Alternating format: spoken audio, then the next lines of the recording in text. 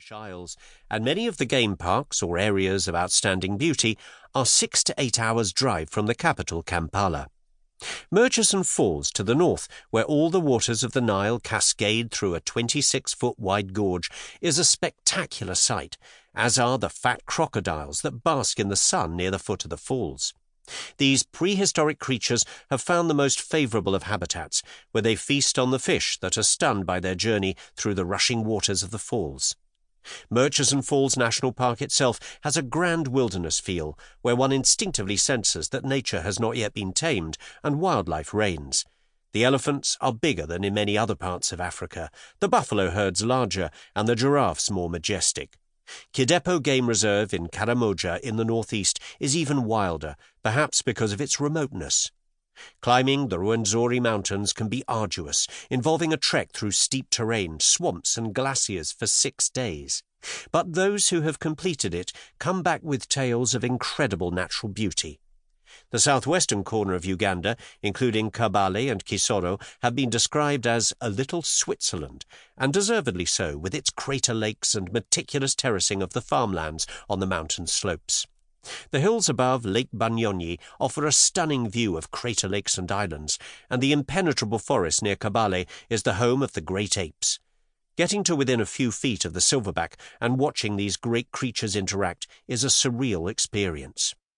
The scenery of Uganda is varied. There are areas of long elephant grass.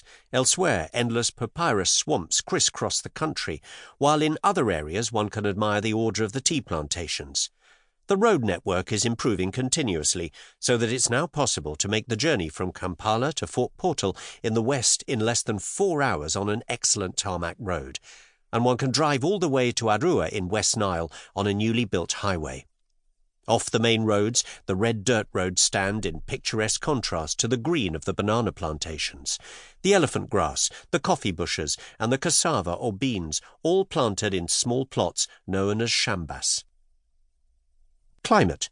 The climate is almost ideal year-round, with temperatures in the high 70s to low 80s Fahrenheit. Uganda lies on the equator on a high plateau, with most of the country being at an elevation of 3,773 feet, rising to 4,921 feet in the west, at Fort Portal and Kabale. It therefore has the advantage of having a tropical climate without the intense humidity one finds at the coast. The central region of Uganda around Kampala has temperatures with highs of 77 to 82 degrees Fahrenheit and lows of 60 to 64 degrees Fahrenheit. And when one reaches the far west at Kabale and Fort Portal, or the eastern region at Sipi Falls and Mount Elgon, the temperature has highs of 77 degrees Fahrenheit and lows of 50 to 54 degrees Fahrenheit. This is one of the few places in the world where one can see snow on the equator.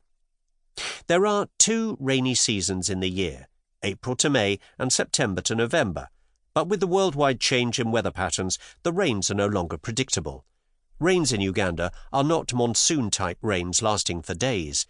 Rain usually means heavy showers, which pass fairly quickly, and then the sun comes out and dries everything up. During the rainy season, it usually rains at night or in the early morning, and it's an exception to have dull, overcast days. The north and the northeast of the country, particularly the Karamojong region, tend to be drier and have less dependable rains, with some years having complete drought and consequent food shortages. The temperature and the level of rainfall affect the life cycle of the mosquito, and therefore the malaria parasite, so the prevalence of malaria varies according to the temperature and whether it's a rainy or dry season. Cities and towns. Kampala. The capital city of Uganda is Kampala, with an official resident population of 2 million people and a population in Greater Kampala of 4 million. It's said to be a city set on 7 hills, but has actually grown to cover at least 10. The city itself occupies a fairly small geographical area, with congestion being the word that springs to mind when one describes downtown Kampala. Many areas are densely populated, and the roads have simply become too small for the present-day volumes of traffic and people, though efforts are now being made to create overpasses to ease the flow. Kampala could also be said to be a city that never sleeps, since in certain areas the bars close when the last customer goes home, while the markets seem to do business from early morning until late evening. Kampala is the home of the National